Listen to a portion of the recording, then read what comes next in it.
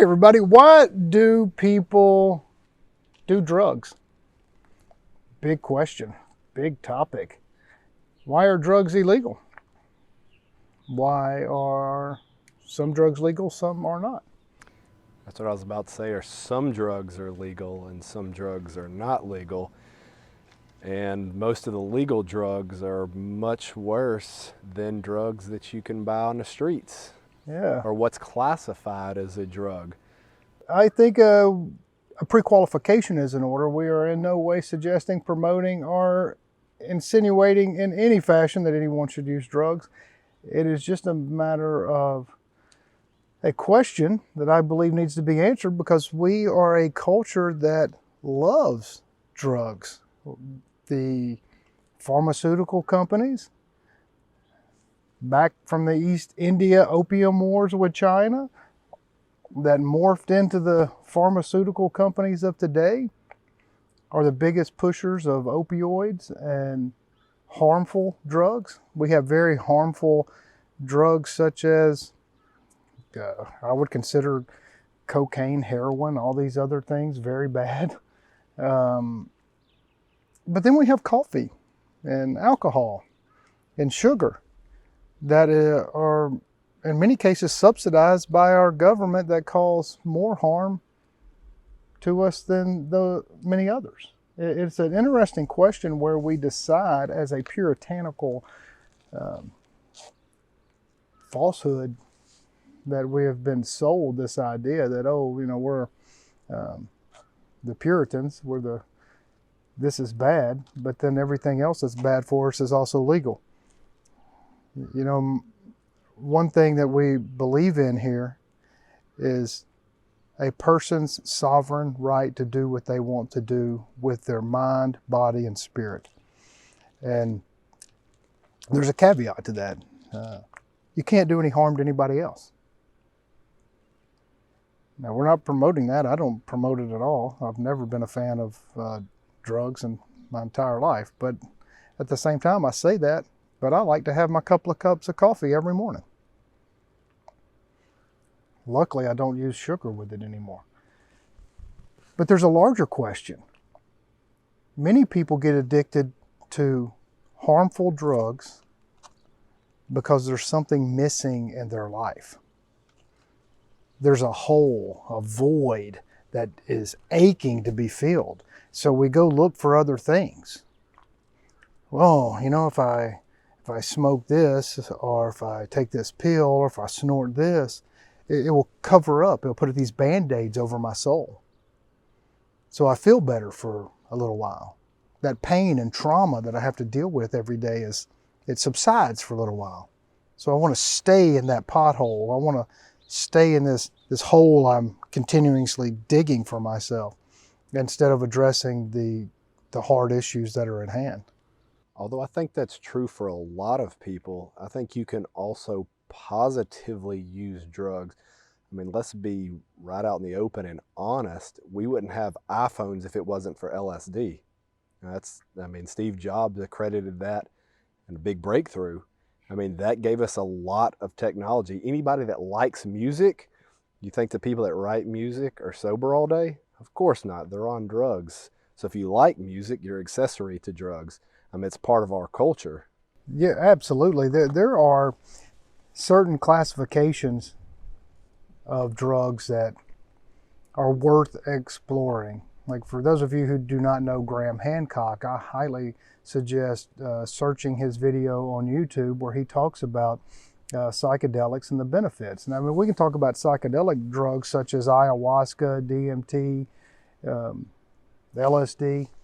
There are vast amounts of research from Ram Dass and Timothy Leary and all these guys in the 60s that really pioneered the self and spiritual exploration that opened the gateway to helping soldiers with PTSD, with post-traumatic stress disorder, and really helped so many people, and people that I've actually known in traveling the world that has helped get over their depression in a hurry without any help from pharmaceutical drugs or therapist. And that's a fact.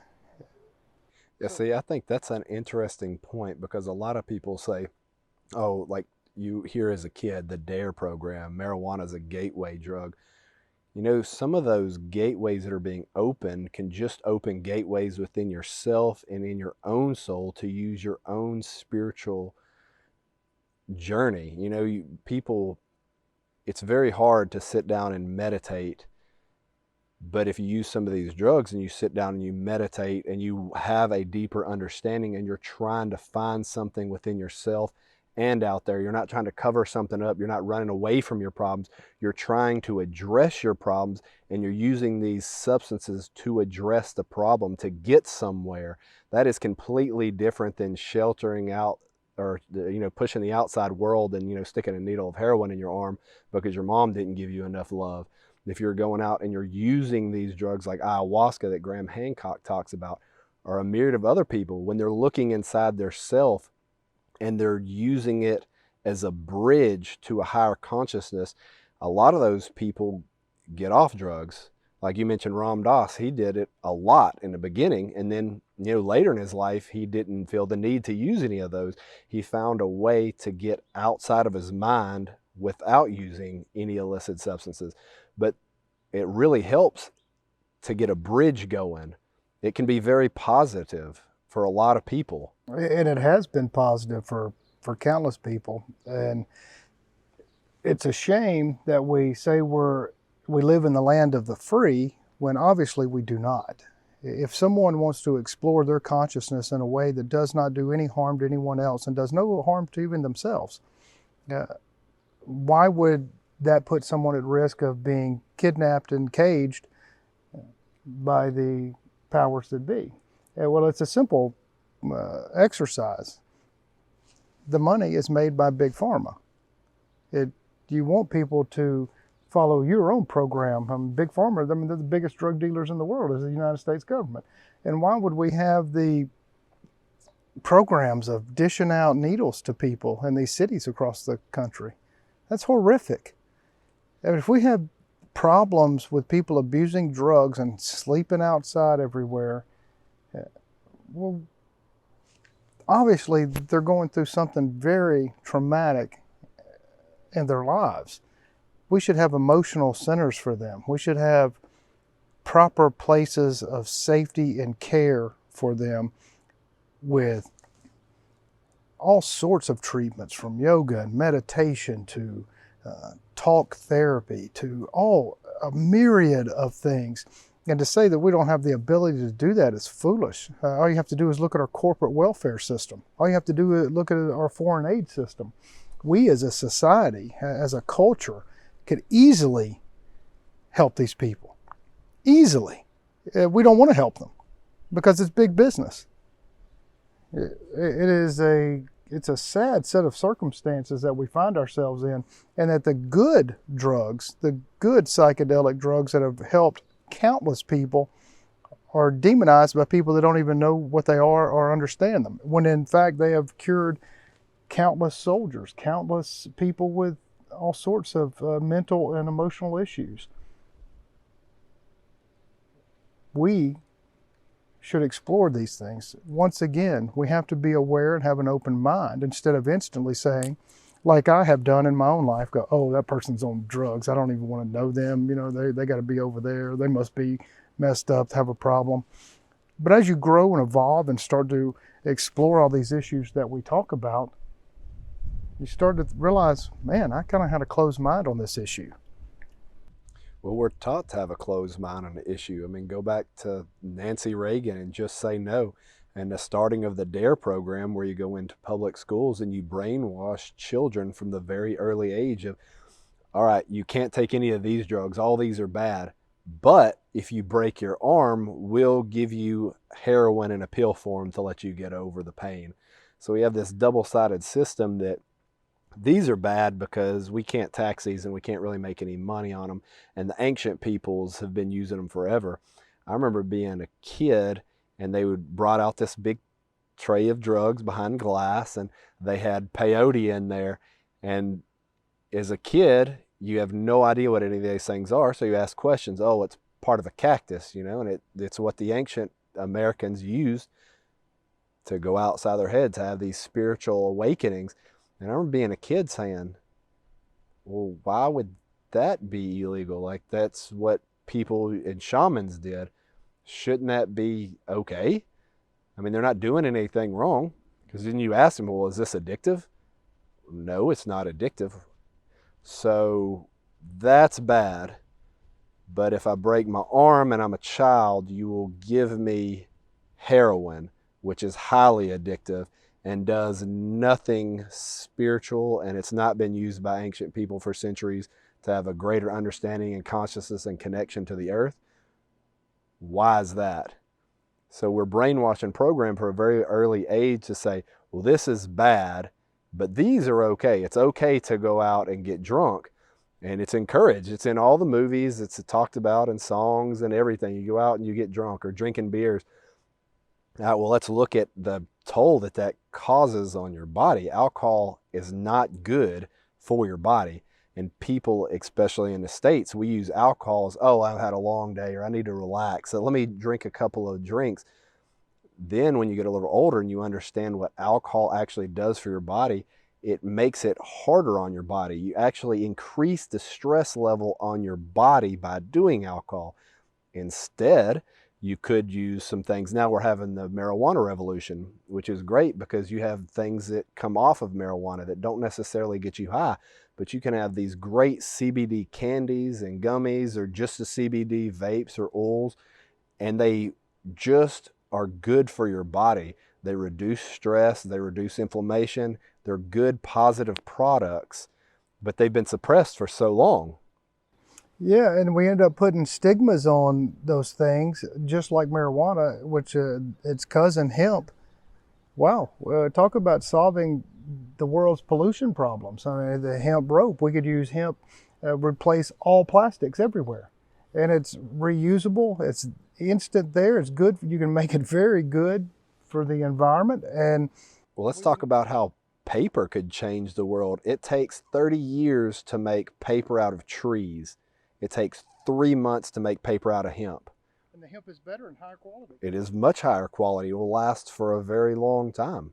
Much better. And the footprint for paper for trees and the footprint for paper from hemp, it's not even, you can't even have a conversation about it because the numbers are so small of how less it impacts the global environment to make it out of hemp. And I think this goes back to the whole social construct that we have been talking, Gil, about being here in our community and revolutionizing how people actually think, because we're indoctrinated to believe this from a very early age, that some things are just very bad for us. You know, the founding father of the United States, George Washington, was one of his major crops was hemp. You know, we don't learn that in school.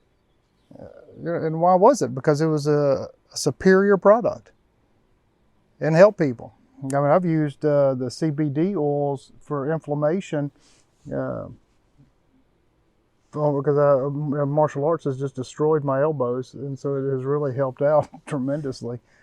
And it's a shame that we go into a situation where we've created a society of closed minds. Where, oh, that's bad. Oh, I don't know anything about psychedelics or anything about how they help people, but I instantly know that's bad. That's what people think. And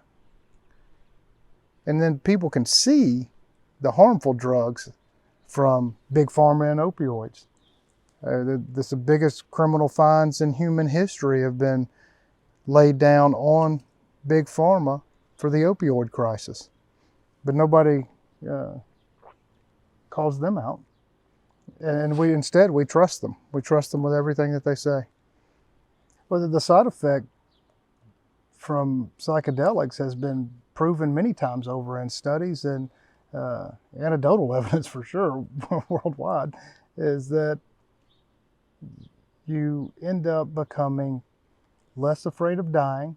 That's why they have been using psychedelics in elderly homes around the world to ease the fear of death, because psychedelics help to show the connection of everything worldwide, like in your immediate sphere of sight. And that is a huge benefit to somebody. Instead of giving them drugs that make them zone out and lose their consciousness and ease various emotional pains, why not help them emotionally to go to the next level? Why not give them the spiritual tools, whether that's through gurus, preachers, pastors that have really good connections that way? Why not give them what they really need instead of, well, we know the answer because it's big money and we've been brainwashed. And we need compassion and understanding in this country and in the world. And we can't do that with closed minds to instantly block off things that people have not explored for themselves.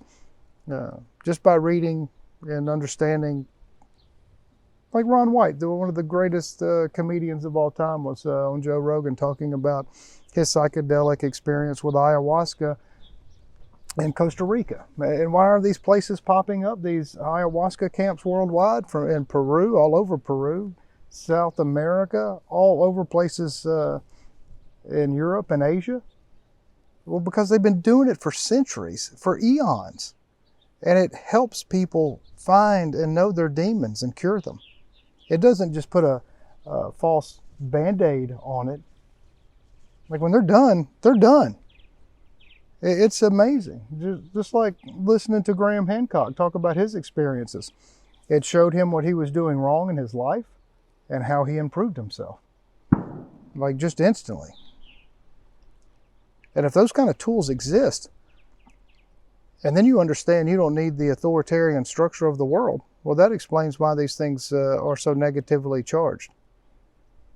And why people have these false blinders on that they don't recognize for themselves, because they have been indoctrinated to believe they're not good. And then when you see people that cure themselves by these medicines, because some of them are not drugs, they're medicine. And they have been used as medicine for thousands of years. And then, the past 150 years or so, we say, oh no, those are bad, because then we can't have big government if everybody takes these, and all of a sudden you'll see the truth. And I don't think people even have the understanding that every time they go to their pharmacist, they're going to a drug dealer, except it's sanctioned. This is the sanctioned drug dealer.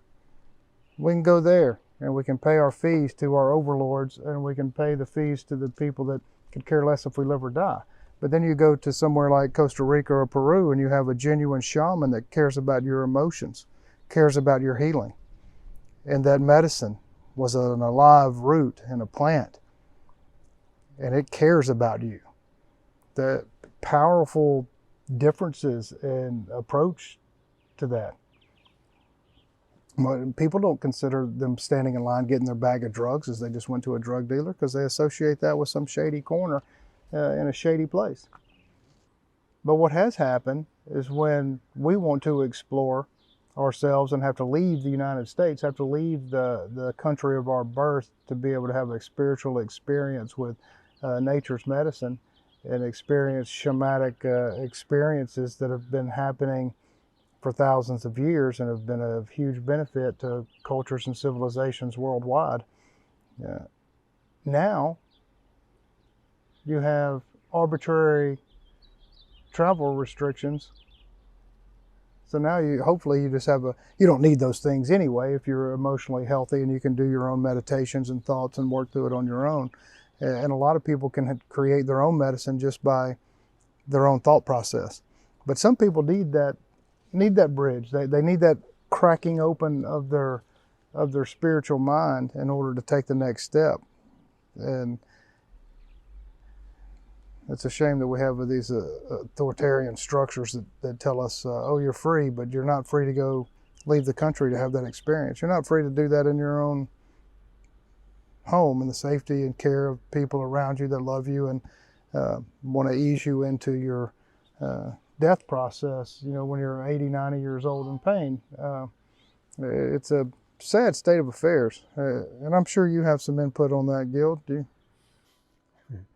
Thank you. First, I really enjoyed listening to you, and I think you've pretty much covered a lot here, which I really appreciate. It's very, very important to understand again.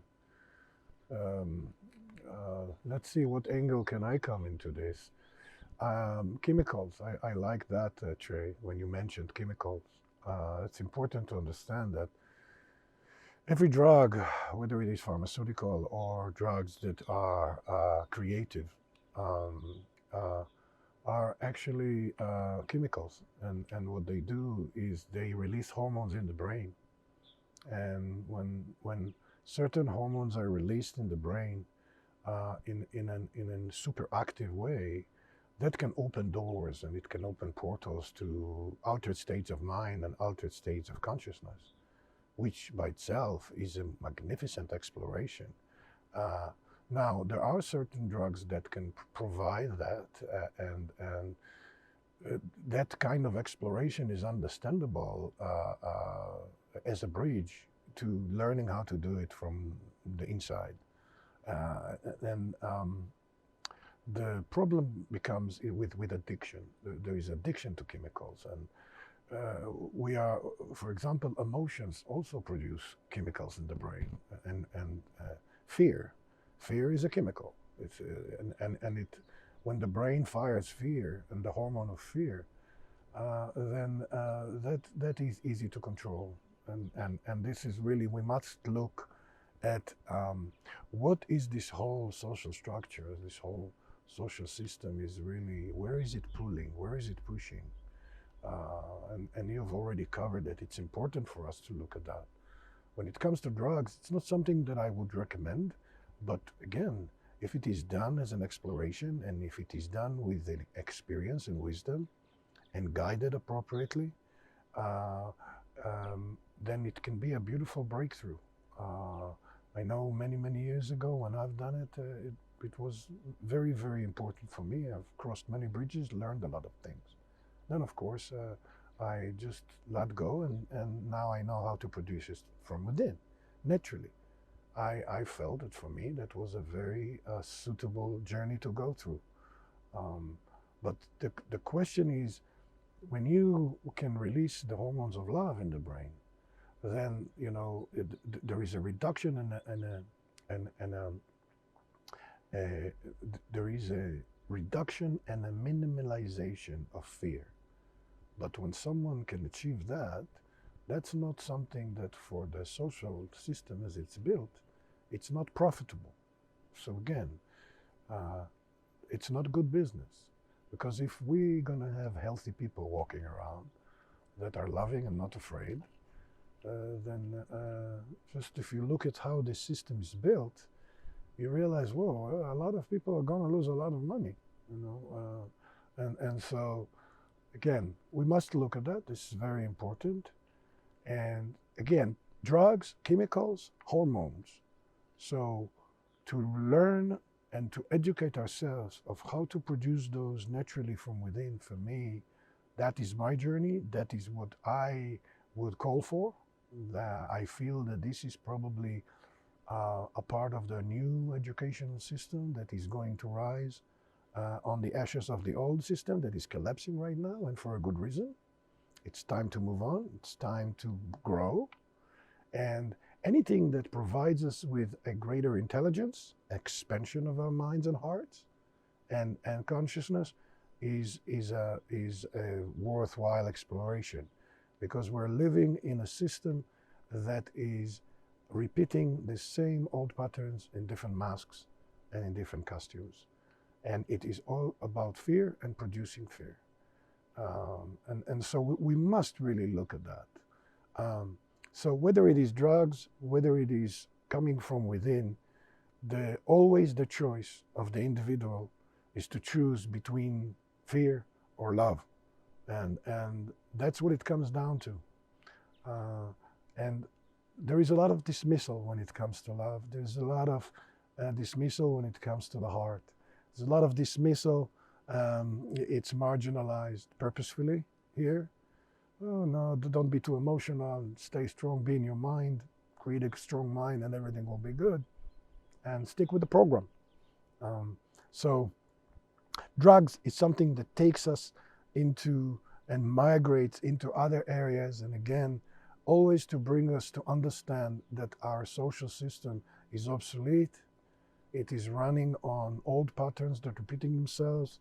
There is a cluster of our family as a force that wants to keep it as such because of profit, because of power positions, and it's time for us to shift that.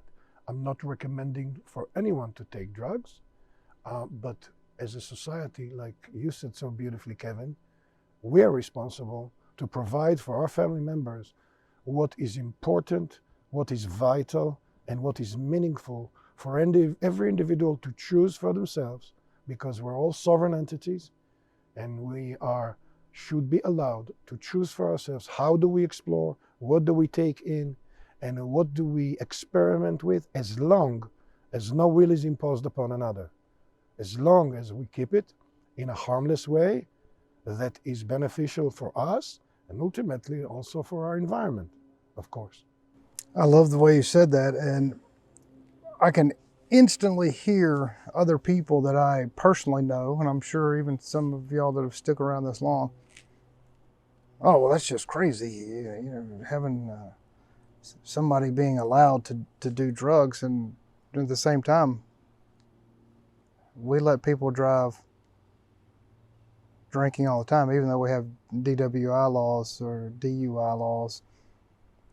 We have a massive alcohol problem in this country, and we have a massive opioid problem thanks to big pharma. It is a big issue, and there are medicines, and there's a big difference. Some drugs like heroin and those things, horrible, and there's some drugs that are actual medicine, and I don't even like to classify them as a drug. They are medicine, and they've been used as medicine to heal people's souls for a very long time.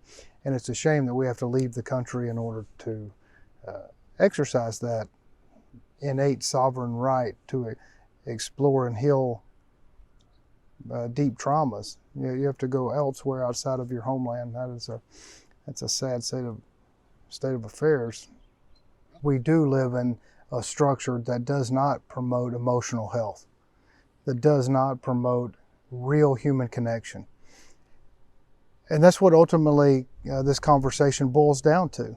There's a huge problem with this legal drug intake because people are not taking care of their bodies. They're eating food with all these pesticides all over them. You can see healthy people, supposedly healthy people that eat fairly well and still die of cancer and brain tumors. And just like our cousin, was a beautiful lady in good shape and ate well and died of cancer. Well, she ate salads almost every day, twice a day. So of course she did, because she's eating a big mouthful of chemical pesticides nonstop. And that is another form of drugs. We drug our water. We put fluoride in the water. And it is known to calcify the pineal gland, our third eye, our emotional heart. It is a sad state of affairs when we think we cannot exercise love and compassion in a nursing home, like you said, because, oh, there's visiting hours here.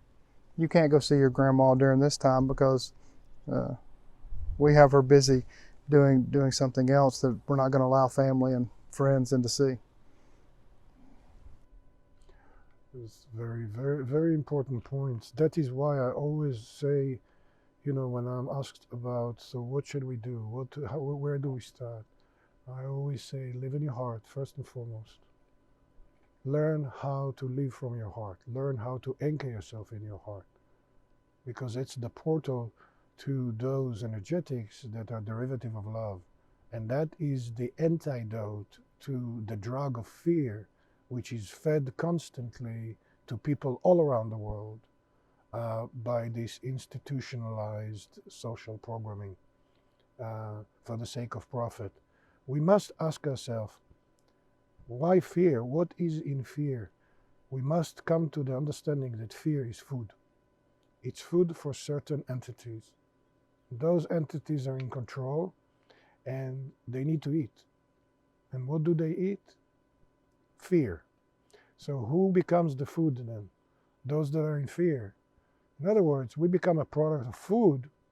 We become food storage. When we walk around in fear, we become the food storage for this force. And again, it's not to come to it from a judgment or from a sense of rebelling or fighting it. No, it's to understand the counter medicine to that and to rise with that, to understand that the medicine is within us. It's not anywhere outside of us.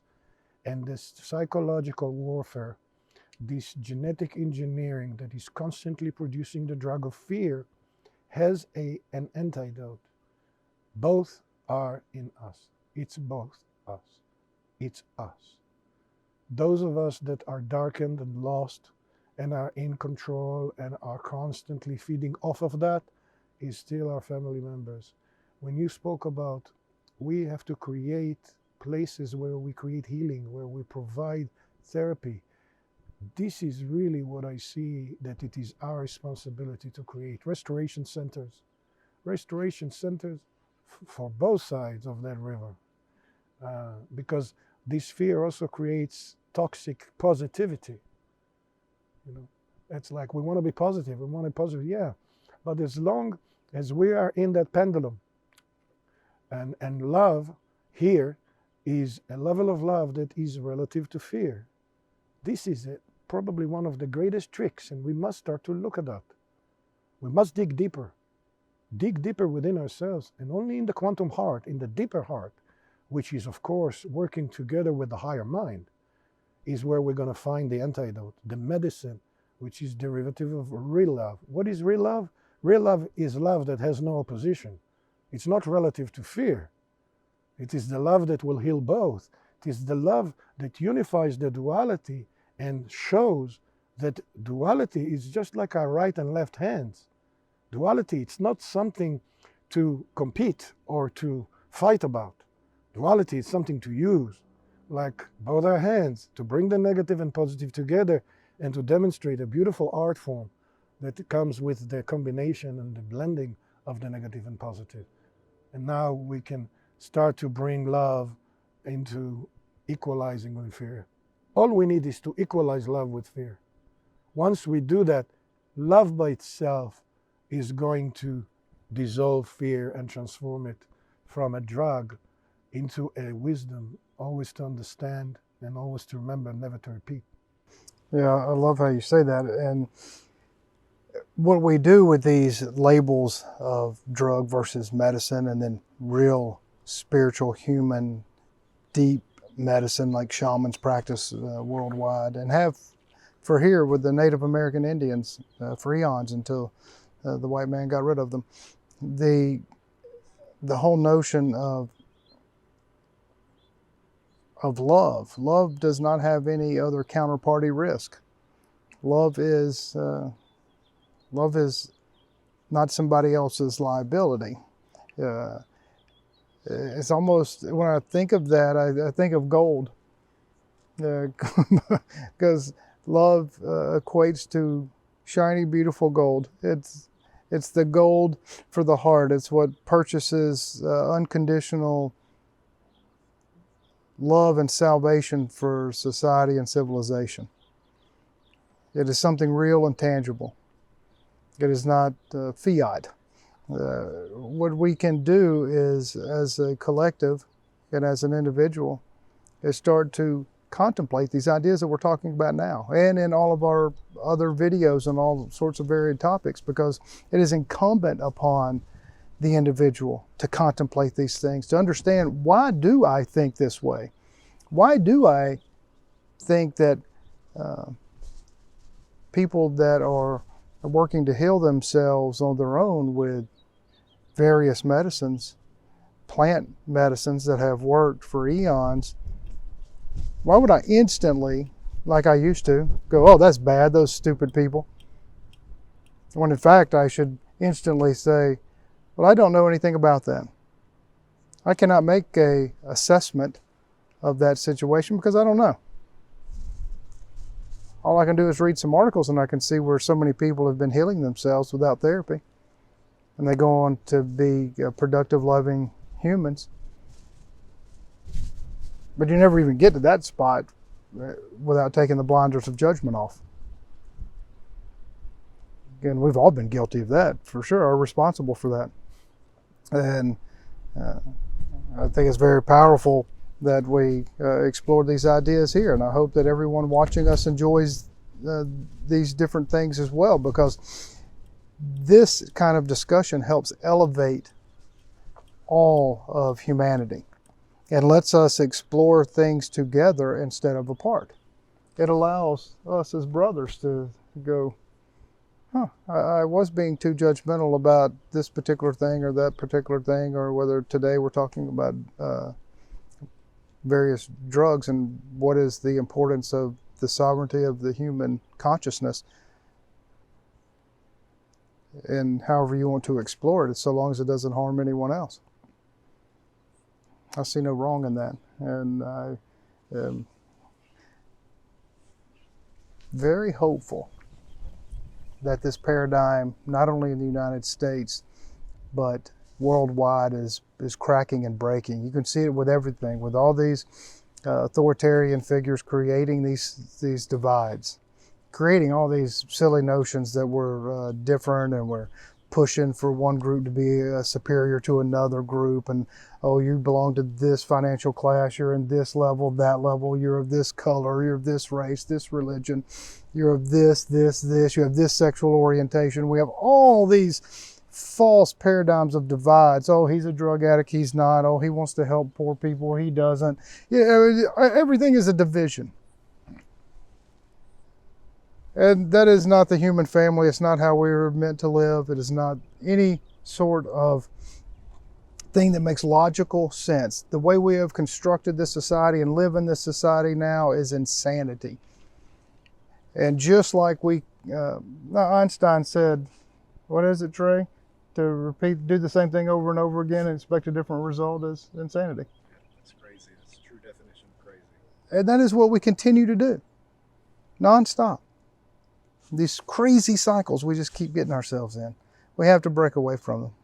And that is why we're here with you. We would love for you to join us in all of our other videos and all of our great discussions. And you can find us at mysticsoftexas.com. We're on all the other social medias as well, Rumble, BitChute, Odyssey. And visit us at mysticsoftexas.com.